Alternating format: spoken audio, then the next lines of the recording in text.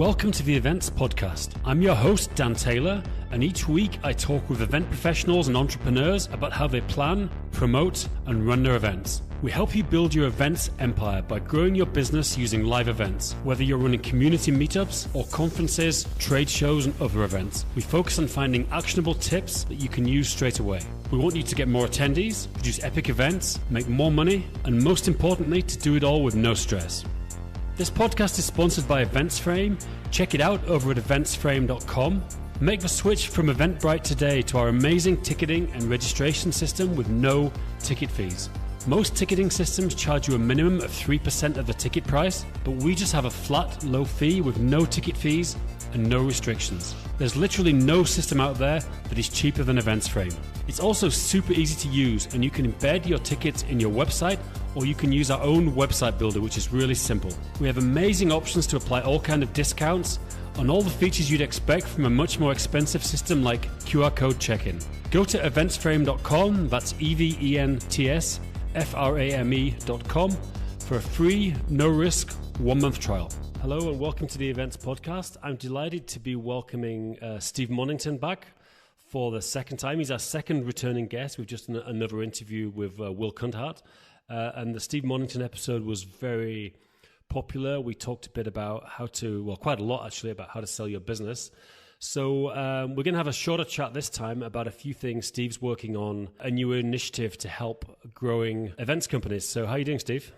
I'm doing fine, thanks. It's been a really busy start to the year. Traditionally, at the beginning of January, we get people coming off their Christmas and New Year break, having made a decision to sell their businesses this year as a kind of a New Year's resolution. So we normally expect half a dozen inbound inquiries, through the first weeks of a new year. But actually, so far, we've had 15 companies contact us. Wow. So far this year to say that they've decided now's the time to sell their business. And what's when you get these leads coming in like this, what's your process? Do you kind of sift out half of them straight away and say, look, I'm really sorry, we can't help you, you're too small or you're the wrong type of business? Exactly. And it's usually based on those two things. So size is important because, below a particular level, normally around about, for example, $500,000 earnings before interest and tax, a lot of the organizers, are not interested in acquiring those businesses. Some of the smaller acquirers will buy something slightly smaller, but, we get approaches from businesses which are breaking even, making 50,000, 100,000. So it's easy to sift those out. There are also companies which have businesses which are slightly outside the norm, either in sector or in geography. So we tend to sift those out as well. But this year we've got an interesting mix of businesses, and they range right across the spectrum from sort of buyer meets seller one-to-one forums to investor meets investment one-to-one forums, through to conferences, which are pure conferences that want to scale into exhibitions, to hybrid conference exhibition companies, and then your traditional exhibition organizers. So it's very interesting at the moment that there is a good, healthy mix of businesses coming to market. Now, you mentioned this $500,000 revenue for a trade show, which makes it interesting for an acquirer. Now, because obviously I'm personally interested, because I hope at some point in the future I'll be growing a business and selling it. But is the revenue more important than the profit? Because I guess what I'm thinking is let's say I get an event and I really grow it and I get to $500,000, but I don't make much profit because I invest a huge amount in marketing it and doing getting exhibitors and attendees. Is it the revenue that's more important than the profit? Because or does it depend on the type of acquirer? Like a bigger company will be more focused on the revenue because they can just slot it into their back end process. How does that work? I think it varies. I mean, when I mentioned the $500,000, that was in relation to profit rather than revenue. Or $500,000 profit for one event. Yeah, but that tends to be the lower limit that the big organisers like Informa, Reed, Clarion. In fact, Clarion say to us these days, if it's less than £1 million profit, then we're not going to look at it. And as the big organisers get bigger, their kind of threshold goes up. So it's actually harder for the smaller companies to gain their attention. And there are a number of smaller buyers in the market at the moment who will buy smaller businesses than that. But everybody is focused on the profit line and on the margin. So revenue is important, because if you have a business that's generating £5 million in revenue but only making 200,000 in profit, then people will go, what on earth is all that about? Because the margins are so much lower than the industry norm. Right. I would say profit is the rule. So when we have our first conversation with people who've contacted us, we always start off with two things. One, what is the current size of the business, both in terms of revenue and profit, and therefore margin? And two, what are the growth trends? That's kind of how we start our assessment. That's the first hurdle, where probably half of the businesses who've approached us this year probably fall, and then we concentrate on the ones where we have a good chance of success. So do you have to have profit and upward growth? Will one Yes. kind of compensate for the other? You need both? No, you need both. Because people are buying growth. People are not, the past is only a guide to what might happen in the future, and people are buying future growth. Sure. So they want a business which has already been scaled to a certain degree, but also a business that has exhibited growth so far, and where there is a good growth outlook for the sector and for that particular company's position in the sector. One of the things we were talking about before we started recording is how to grow a conference to an exhibition. I can actually give you a concrete example. We've got an event we've been running in Bangkok since 2012, and it's a conference for international school teachers. It's kind of a Google and education technology conference, and it's kind of it's been kind of small. We started off like 100. We've had between 100 and 200 people, but we know we could grow this to be more of an exhibition, because we've always had a few vendors. We haven't promoted ourselves at all to vendors and exhibitors, but we've had people come anyway, just who's founders. And Bangkok's kind of a cool, people who live in Asia, it's a destination. People want to go there for the weekend from Singapore, from Hong Kong, whatever. So this is an example. So how would we start to think about growing this from a conference to a conference to an exhibition? So there's lots of examples of people doing this, and I think it's partly a mindset, because you get people who've only ever run conferences, and they sell a lot of sponsorship, and they give those sponsors a tabletop. They hesitate in moving outside of that area, because the moment you start to move outside of that area, it has cost implications, because you need to have a larger venue, to accommodate the stands. You may need a different type of venue to accommodate the stands. So it's a little bit of a leap of faith. Yeah. We've just started a series which is going to be published in Exhibition News, which is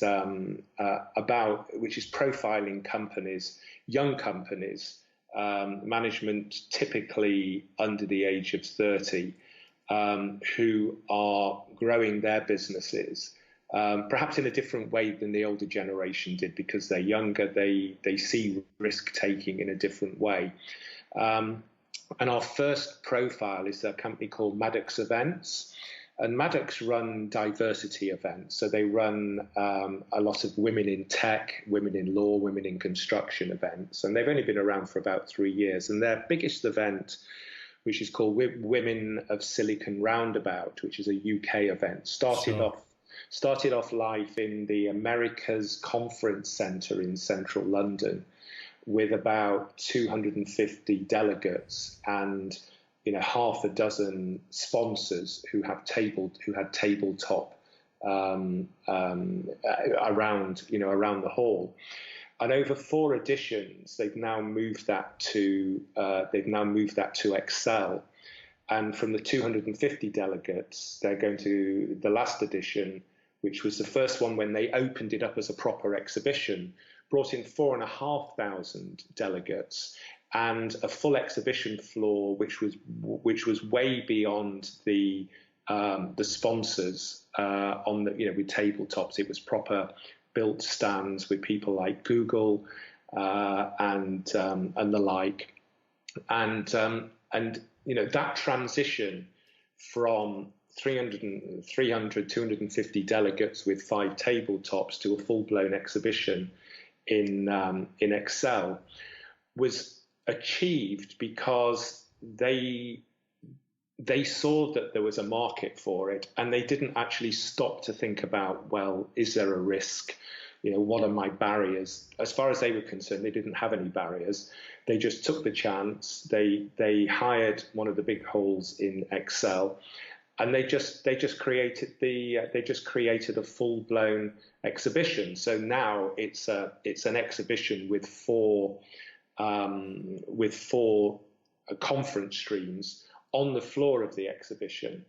And there's no kind of secret sauce in scaling it. If you've got the demand outside of the sponsors, you've just got to shift your mindset from saying only sponsors can exhibit, and you've got to shift your mindset from saying we'll give you a small tabletop into using the momentum that you've got so far through the delegates and the sponsors, and just open the whole thing out to everybody. And do you have to have a certain, is there a certain sales process that works well? Because that's obviously the thing from kind of a logistical point of view. Say from my side is to grow this event, we'd have to figure out how to have people full-time selling exhibitions, Yeah, exactly. That's part of the shift. You have to bring in people. You have to bring in exhibition salespeople rather than sponsorship salespeople. Yeah. And it's a different strategy, and it's a different skill set. But you just have to make that decision.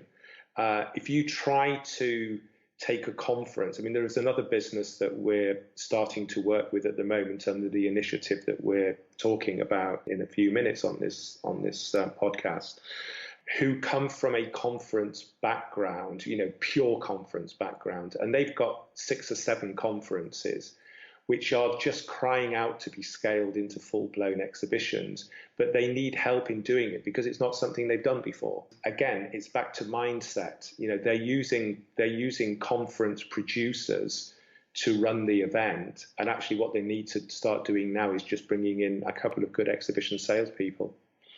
And do people, because I've seen there are kind of outsourced companies who deal with that. Have you ever seen that working, or do you think people generally have to recruit their own salespeople? Or? No, you have to recruit your own salespeople. Yeah, that's what this is these are events which have been created by them. They're the ones with the contacts. They're the ones who have to oversee that transformation from a conference to a confex to an exhibition-led event. You can only do that with your own people on board. You mentioned conference to confex to exhibition. Could you say explain what that means? And is that kind of the steps you have to go through, do you think? I think so. The conference model is obviously delegates, sponsors, and sponsors get a small tabletop, and they only get to see the delegates during the breakout sessions. Because they're a sponsor of the overall event, they don't mind that they haven't got footfall around their small tabletop stand for the whole of the 2 or 3 days of the event. Moving it into a confex model means that there is a larger exhibition element, but it is still subsidiary to the conference. But you start to program the conference so that it's not just one stream, it's multi-stream, and you time those streams so there are always people who are visiting the exhibition. Because one of the issues that you have in scaling these types of businesses, if you only have 1 or 2 conference streams and everybody is locked up for most of the day apart from lunchtime, then the exhibitors who are not sponsors are going to get pretty annoyed. So scaling into a confex model, which means creating more than one stream of conference, different timings of the conference sessions, so that you've always got people who are breaking out into the exhibition floor and bringing in some people, some exhibitors, some vendors who are not necessarily sponsoring the overall event, and creating, probably uniform 9 square meter shell scheme stands around, in an area adjacent to the conference areas. That's what I would call a confex. An exhibition-led conference then takes that model and it expands out the streams of the conference. It puts them firmly on the floor of the exhibition. So rather than having tabletops or stands close by a conference hall, you're actually taking an exhibition hall. You're building your stands on the exhibition floor, and you're building your seminar theatres and conference theatres on the floor of the exhibition, so that when people move from one conference theatre to another, they have to go across the conference, across the exhibition area. And by then bringing in more vendors who are not sponsors, and by having free build stands rather than just basic 9 square metre shell scheme stands, you've then completed your process from a conference to an exhibition-led event with conferences. And I guess some people probably just go conference to conference and stop there. I guess not everyone goes through all the stages. No, and if it works for them, that's fine. But in certain sectors, you've got to look at your marketplace and say, is there a market for a fully blown exhibition here with people who want more than a 9 square metre stand? It can take 2 or 3 iterations of the event to get to that stage. The Maddox event, Women of Silicon Roundabout, have done that very well. Closer Still Media with their events have done that, exceptionally well. People forget that a number of these events started off as, pure conferences. Just to step in here quickly to mention our sponsor, Events Frame, a project I'm co-founder of, and I want to mention our integrations, which we believe are the best available. Firstly, payment integrations. You can connect any payment gateway such as Stripe, PayPal, on Braintree, or even bank account or take cash. You can connect everything to Events Frame. We also have the best marketing integrations out there with every email marketing system, including MailChimp, Zapier, Infusionsoft, Aweber, Drip. And we've got deep integrations with all the social media platforms like Facebook, Google, and Twitter. We've got thousands of events live on EventsFrame right now, ranging from small community meetups to huge trade shows and conferences. Check it out over at eventsframe.com. That's eventsframe.com. And now, back to the interview.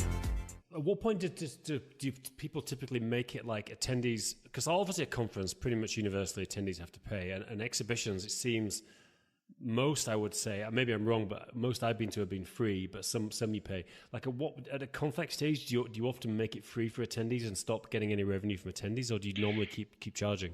Well, that's a really good point, because if you're charging £1,000 a day, £1,000 for a 2-day conference, and you're trying to build an exhibition around it, then you're not going to get the buy-in from the exhibitors, because you're going to have a relatively small number of delegates there. If you provide low cost or no cost education, and again, it's a mindset to say that we can make more money ultimately from the exhibition space than we can from the delegates, then that is one of the keys to bringing in more audience. So if you take Closer Still Media as an example, their vet show, their dentistry shows, they are able to compete very effectively with the conferences which are run by the trade associations, for that sector, because they either charge nothing or they charge £100. And because of that, they bring in a large number of people from that sector. And because they're bringing, and especially if you're offering your continuing professional development hours credits, then it becomes the focal point for the industry. And as soon as it becomes the focal point for the industry, then all the vendors for the industry want to be there. And that's how they've scaled their exhibitions. So pricing of the conferences versus pricing of the exhibition part is key in this overall development. And do you think, and again, thinking very selfish about my business, when you start to hire more salespeople, have you ever seen it work with remote sales teams, like people just working from home and or do people generally universally get an office and have everyone working together? Or is it a mixture? I think it's a mixture, and I think there are more companies who allow remote working. And obviously, if you're running events overseas, you can have people in different countries. Yeah. One of the interesting points about Maddox Events is that they're running events now in 12 different countries, and they're doing it all from their offices in South London. Right. And they just get people who work the hours of the countries in which they're working. And sometimes that will be working from home, and sometimes that will be working in the office. So I don't think 100% remote working works, because I think when there is a very strong correlation between the conference educational side of things, the delegate pricing, the exhibitor pricing, the marketing of all of those educational streams to people, and that goes across different sections of the company, whether it's the sales department or the marketing department, and they have to work hand in hand. So there has to be a lot of joined up thinking, which will only really work if people are together in an office at least, a good part of their time. My business is completely remote. It's always been like that from day one. It's never been anything different. First event I ran it myself, and then hired more people, and everyone was in different places. So I've kind of always been like that. But sales has never been our strong point. So I think if we started to scale a sales team, we probably would do what you're saying and actually have an office and getting people, because then you can get people more coordinated, deal with problems quicker, about overcoming objections and things like that. I think they may have to happen for us. Yeah, but I think this whole issue about how to scale a business has led us to setting up our latest initiative, which is called the Events Growth Academy. Yeah, let's get onto it. The backdrop to this is that last year, and I reported this in an article in Exhibition News recently, which was a retrospective of 2018. Which showed that 2018, in terms of M&A across the event sector, and for that I cover not festivals, but one-to-ones, conferences, exhibitions, there was a record number of acquisition transactions. In normal years, we bounce between 60 and 75 transactions, and there were well over, I think it was 87 transactions in 2018. That was, you dealt with 87, or they were globally 87? No, there were globally 87 transactions. And there were also a record number of buyers, different buyers, in excess of 50 different buyers. So in the past, the usual suspects like Informa and UBM and Reed would always take a lion's share of the market. But there are an increasing number of buyers, private equity buyers, private equity-backed companies like Comexposium and Clarion, and Closer Still Media, the traditional big organisers as well, and then a whole load of people in between. And what this has done is this has brought more young companies to the market. So people look at the buoyancy of the acquisition scene. They decide that now is the time for them to sell their business. Yeah. And I think the other issue which is driving the number of companies who want to come to market is there is an element of cyclicality here, because people leave the large organisers.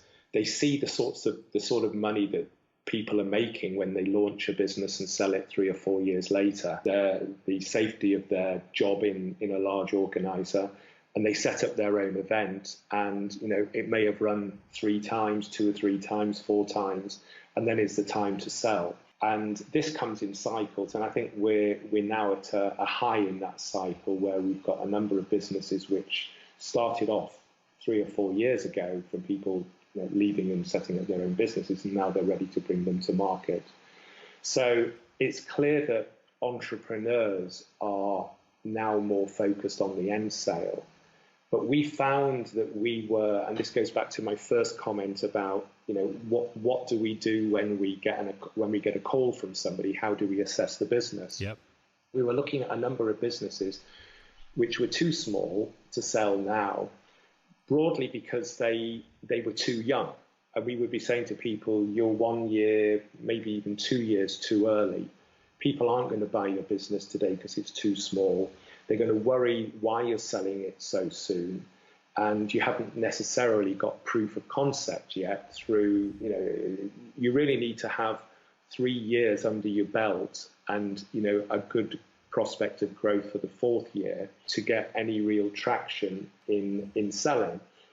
But we've had a lot of companies who've come to us who we feel need to scale, and they may need finance to help them do that to get to the point of sale. And that, coupled with the point I made earlier about the larger organisers looking at levels of earnings before interest and tax of around $500,000 plus, in the case of Clarion $1 million plus before they're interested, means that the entrepreneurs need to scale their businesses more than perhaps they might have done in the past in order to get them to market. And they're not necessarily sure how to do that. And they started to talk to us about, can you recommend to us a non-exec chairman or a non-exec director who can sit on our board and who can advise us and hold our hands? And we thought, well, actually, why don't we do that? Yep. So that's where the Events Growth Academy has been born. And the idea is that we use all of our contacts, all of our expertise. We make sure that a company is set up in the right way from the beginning with an eye to sale, because a lot of companies, they develop their business, and the way it ends up is as a result of a number of different things that might have happened along the journey. You're describing my business, definitely. But when you come to the point of sale, you look at the business and you go, well, actually, this isn't sellable for a lot of reasons. And I can understand each decision you made at the time, whether it's to give a profit share to somebody, whether it's to buy a building and use it as your office, whether it's to launch some magazines in the same company which don't necessarily fit with the exhibitions, all of those things. They were probably logical decisions at the time, but when you then come to sell the business, you realize that actually you've got to do a lot of work. So one of the things that we are going to be doing is to ensure the right structure of the business, so that when the time comes to sell, it's a totally logical business to sell, to make sure that everybody who is a shareholder will qualify for entrepreneurs relief, which in the UK is a big deal, obviously, because the tax rate for the entrepreneurs relief is 10% on the gain rather than full capital gains tax or. And what's the full capital gains tax in the UK? Well, it depends. It depends on your personal tax situation, right? Overall, so if you're a higher rate taxpayer, you could ultimately end up paying 40% or more, 45% on the sale proceeds rather than 10%. And we find that people, we're working with a company at the moment where the owner has promised his key salesperson 10% of the business if he stays with them for 5 years or 3 years, 3 or 5 years, and they sell the business. And of course, that doesn't work from an entrepreneur's relief point of view. Right. So we start right at the beginning, and we make sure that the shareholdings are correct, that everybody is going to get entrepreneur's relief at the point of sale, that the business has only got in it what it needs to have in it, and that anything else is set up in a separate company, so that when the time comes to sell, it's a clean sale without having to spend time moving stuff around, which then can create a tax charge, for no reason. There's one business which we know, which has been fighting a claim from the Inland Revenue for what's called a decoupling charge, because they sold one of their events out of their company to one of the big organisers. And had they set it up in a particular way, that wouldn't have happened. So we advise on all of that.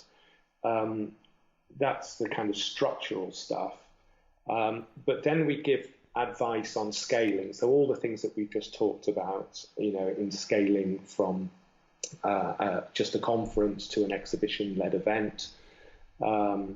We give them an insight into how potential purchasers will look at their business. If they need funding to get themselves along the way, then we have a number of contacts who are interested in investing in businesses like this. Something which is a personal investment from people in the industry, which doesn't negatively impact on the sale ultimately. And general handholding right through to the point of sale. And then obviously, the aim is that, within the right period of time, we will then handle the sale for them. And are you just looking for people who've set up a UK limited company, or is this interesting for people in other countries? No. We work across the world. So we just announced the sale of a business in Indonesia. We're working on some American businesses, but it's easier with the UK because we're here, and we will sit on the board of the company. We will take an interest in the company in terms of a shareholding, so that our interests are aligned. We're not going to be charging fees for this because they need all the money that they can get to plow into the business. Sure. But we will take a small shareholding and work with them, and the people that we're talking to at the moment like that because our interests are completely aligned. And we have we will share in the success, and therefore we will spend the amount of time necessary to drive this forward. So that's the idea behind this, and we're going to be working with a number of companies who obviously have to be non-competitive. So companies who are in different sectors. So we have to choose carefully. And the final part of this jigsaw, if you like, is that, when we have 5 or 6 companies on board, they will all be relatively young. They'll be entrepreneurs. They'll all be in the growth phase of their business. So it's entirely logical to network them all together so that they can all share the experiences that they're going through, and hopefully, provide advice to each other about stuff that they've done that's worked, stuff that they've done that hasn't worked, so that you elevate it beyond just a kind of one-to-one mentorship into a proper academy, if you like, where people can learn, hence the name. Companies interested in this, I'm sure there'll be a lot. We're recording this before this has actually gone live, interestingly. So once you give me the nod that this is live, how should people get in touch with you? What's the best way? Just call me. Just send me an email. Call me.